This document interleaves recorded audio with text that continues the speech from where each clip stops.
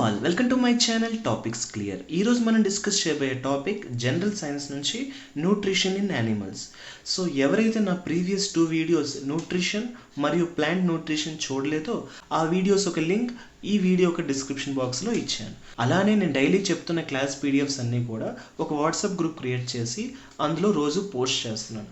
ఎవరికైతే అవి యాక్సెస్ చేయాలనుకుంటే ఆ గ్రూప్ ఒక లింక్ ఈ డిస్క్రిప్షన్ బాక్స్లో ఉంది, దాన్ని క్లిక్ చేసి జాయిన్ అవ్వచ్చు. అలానే మీకు ఈ వీడియోస్ నచ్చుతున్నాయని నేను అనుకుంటున్నాను. సో మీకు నచ్చితే లైక్ చేస్తుండండి, కామెంట్ చేస్తుండండి, మీకు తెలిసిన వాళ్ళకి నా ఛానల్ సజెస్ట్ చేసి సబ్స్క్రైబ్ చేసుకోమని చెప్పండి. అండ్ నా ఎఫర్ట్స్ని ఎక్కువ మందికి రీచ్ అయ్యేలాగా చూడండి. Without wasting much time let's start the topic. Syllabus to be covered. Syllabus ఇప్పటి వరకు మనం ఎంత పూర్తి చేసాం, ఇంకెంత సిలబస్ ఉందో చూద్దాం. సో ఇప్పుడు మనం జనరల్ సైన్స్లో సెకండ్ 1 తీసుకున్నాం. అందులో ఏ కంప్లీట్ చేసాం ఒక వీడియోలో, బి కంప్లీట్ చేసాం ఇంకొక వీడియోలో. ఈరోజు మనం సి కంప్లీట్ చేయబోతున్నాం కంప్లీట్గా ఈ వీడియోలో. ఈ వీడియో మీరు పూర్తిగా చూస్తే nutrition in animals like amoeba and grasshopper పూర్తి అయిపోతుంది. Okay, so let's start. ముందుగా న్యూట్రిషన్ ఇన్ యానిమల్స్ అంటే ఏంటి? యానిమల్స్ ఫుడ్ని కన్జ్యూమ్ చేసుకొని అది డైజెషన్ చేసి బ్రేక్ డౌన్ చేసి దాని నుంచి వస్తున్న ఎనర్జీని, న్యూట్రియంట్స్ని తన డైలీ ఫంక్షన్స్ని ఎలాగైతే యూటిలైజ్ చేసుకుంటుందో అదే న్యూట్రిషన్ ఇన్ యానిమల్స్ అంటారు. ఓకే, ఇప్పుడు వీళ్ళు ఏ టైప్ ఆఫ్ న్యూట్రిషన్ ఫాలో అవుతుంటారు?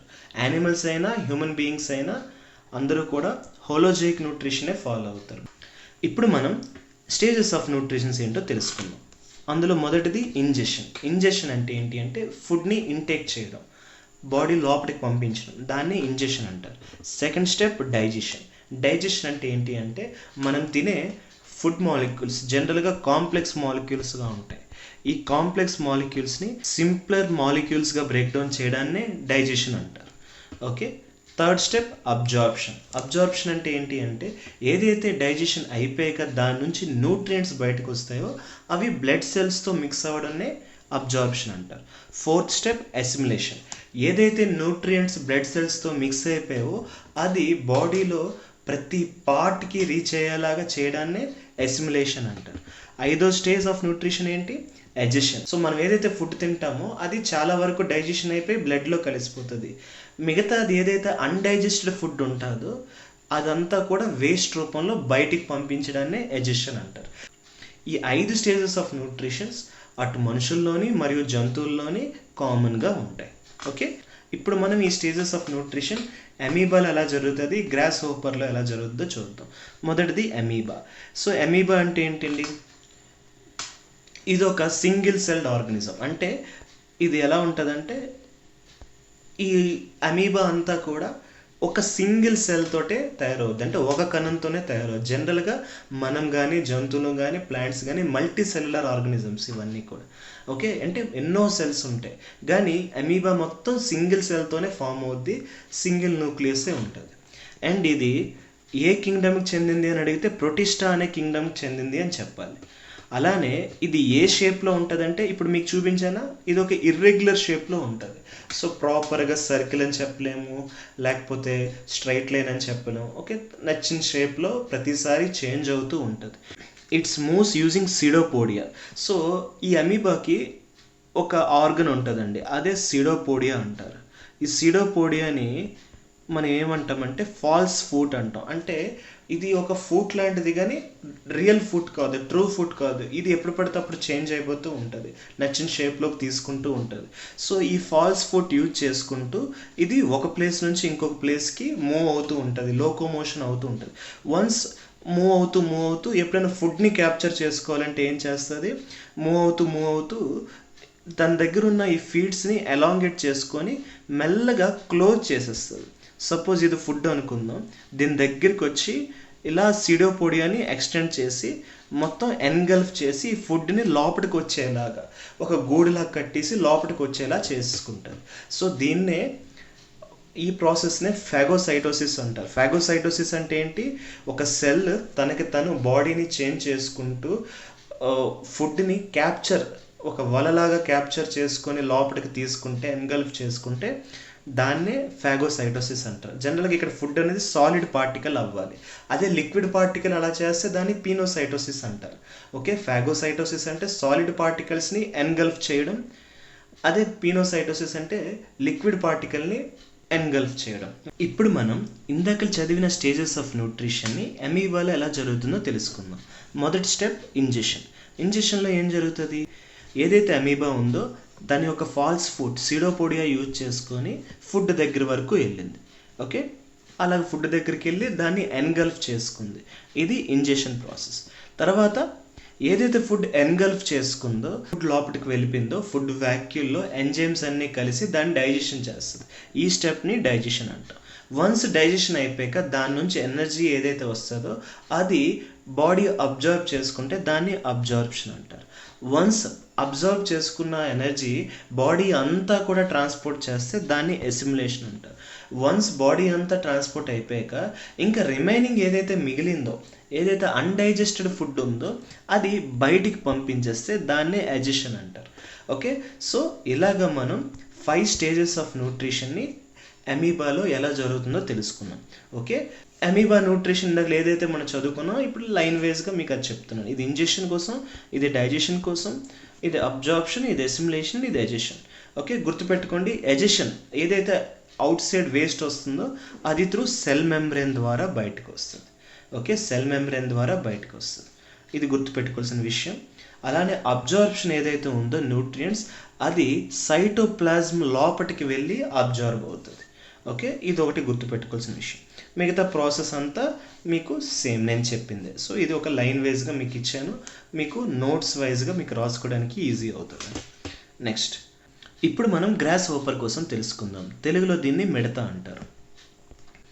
సో గ్రాస్ హోపర్ ఒక ఎక్స్టర్నల్ ఎనటోమీ ఎలా ఉంటుందో చూద్దాం. దీన్ని మొత్తం 3 స్టేజెస్లో కట్ చేస్తే ఒకటి హెడ్, ఇంకోటి థొరాక్స్, ఇంకొకటి అబ్డామెన్. ఓకే, ఈ హెడ్ దగ్గర యాంటీనా అండ్ కాంపౌండ్ అయి ఉంటుంది. ఏదైతే ఈ యాంటీనా ఉందో ఇది ఒక సెన్సరీ ఆర్గన్ అండి. దీని నుంచే టచ్ అండ్ స్మెల్ తెలుస్తుంది గ్రాస్ హోపర్కి. అలానే ఇక్కడ ఏదైతే కాంపౌండ్ ఐ ఉందో, ఈ కాంపౌండ్ ఐ అంటే ఏంటి అంటే మన ఐస్కి ఒక లెన్సే ఉంటుందండి, సింగిల్ లెన్స్తో ఫామ్ అవుతుంది. కానీ గ్రాస్ హోపర్కి కాంపౌండ్ ఐ అంటే మల్టిపుల్ నెంబర్ ఆఫ్ లెన్స్ ఉంటాయి, ఎక్కువ లెన్సెస్ ఉంటాయి. సో ఎక్కువ లెన్సెస్ అయినప్పుడు ఏంటంటే ఒక్కొక్క లెన్స్ ఒక్కొక్క ఇమేజ్ని క్యాప్చర్ చేస్తుంది. అలాగా దీనికి ఎలా కనబడుతుంది అంటే ఒక టేబులర్ ఫామ్ లాగా, ఒక మొజాయిక్ ఫామ్ లాగా ఇమేజ్ కనబడుతుంది. అంటే ఒక్కొక్క లెన్స్ ఒక్కొక్క ఇమేజ్ని తయారు చేస్తుంది. మొత్తం మీద తెలుసుకొని ఓవరాల్గా ఒక స్ట్రక్చర్ తనకి తెలుస్తుంది. అంటే ఇన్ డీటెయిల్గా క్లారిటీ ఉండదు కానీ ఓవరాల్గా ఒక ఓవరాల్ వ్యూ అయితే తనకి తెలిసిపోతుంది. సో ఇలాగా గ్రాస్ హోపర్కి ఒక మల్టిపుల్ ఫ్రేమ్స్ లాగా ఇమేజ్ కనబడుతుంది. ఇన్ డీటెయిల్గా కనబడకపోయినా, క్లారిటీ లేకపోయినా ఒక ఓవరాల్ ఫ్రేమ్ అయితే కనబడుతుంది. దానివల్ల స్పీడ్గా రియాక్ట్ అవుతుంది. ఏదైనా దానికి అటాక్ చేయడానికి వస్తే దాని నుంచి తప్పించుకోవడానికి ట్రై చేస్తుంది. Okay, and coming to this, ఈ లెగ్స్, గ్రాస్ హోపర్స్ ఈ లెగ్స్ని మూవ్ చేస్తూ ఒక సౌండ్ క్రియేట్ చేస్తుంది. ఈ సౌండ్తో పక్కనున్న గ్రాస్ హోపర్స్ని కమ్యూనికేట్ చేస్తూ ఉంటుంది. జనరల్గా మేల్ గ్రాస్ హోపర్స్ ఈ లెగ్స్ని యూజ్ చేసి ఒక సౌండ్ క్రియేట్ చేసి ఆ సౌండ్ తోటి ఫిమేల్ గ్రాస్ హోపర్స్ని కమ్యూనికేట్ చేస్తుంది మేటింగ్ కోసం. ఓకే, ఇవి వింగ్స్ అండ్ ఇది ఒక ఓవి పోస్టర్. ఈ ఓవి పోస్టర్లో మేటింగ్ జరుగుతుంది. ఓకే, నెక్స్ట్ ఇప్పుడు మనం గ్రాస్ హోపర్స్ కోసం సింగిల్ లైన్లో తెలుసుకుందాం. గ్రాస్ హోపర్స్ అనేది ఒక పురుగు జాతిలోకి వస్తుంది. ఇది ఆర్థో టెరా అనే ఆర్డర్లోకి వస్తుంది. అలానే ఇన్సెక్టా క్లాస్లోకి వస్తుంది. ఓవరాల్గా ఏ ఫైలంలోకి వస్తుందంటే ఫైలం ఆర్థోపోడాలోకి వస్తుంది. దీని యొక్క బాడీని 3 పార్ట్స్గా విడదీయచ్చు, హెడ్, థొరాక్స్ అండ్ అబ్డామెన్. దీని యొక్క లెగ్స్ ఏవైతే ఉన్నాయో చాలా స్ట్రాంగ్గా ఉంటే జంపింగ్కి యూజ్ అవుతాయి. Next they are herbivores. Herbivores అంటే ఏంటి అంటే ఈ మిడత ఏదైతే ఉందో ఇది గడ్డి లేదా మొక్కల్ని తింటూ బతుకుతూ ఉంటుంది. నెక్స్ట్ డైజెషన్ అనేది క్రాప్ అండ్ గిజార్డ్ చూసుకుంటుంది. ఓకే, అండ్ అబ్జార్ప్షన్ అనేది మిడ్ గట్లో జరుగుతూ ఉంటుంది. ఈ 3 ఆర్గన్స్లో జరుగుతూ ఉంటుంది. ఇవన్నీ కూడా digestive organs of the grasshopper. Okay, so nutrients ఏవైతే ఫైనల్గా డైజెషన్ అయిపోతే అది మిడ్ గట్ అబ్జర్వ్ చేసుకుంటారు.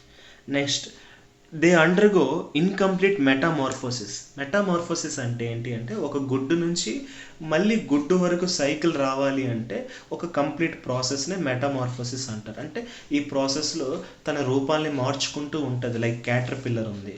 ఓకే, సో క్యాటర్పిల్లర్ దాని రూపం మార్చుకుంటూ సీతాకోక చిలుక అవుతుంది. దాన్నే మెటామార్ఫోసిస్ ప్రాసెస్ అంటారు. అయితే ఇక్కడ ఇది incomplete process.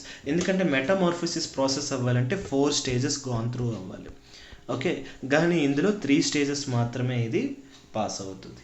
Okay, next the produce sounds by rubbing wings or legs. ఇందాకలే మీకు చెప్పాను, లెగ్స్ని వింగ్స్ని మూవ్ చేసుకుంటూ ఒక సౌండ్ని క్రియేట్ చేస్తుంది, దాన్నే స్ట్రీడ్యులేషన్ అంటారు.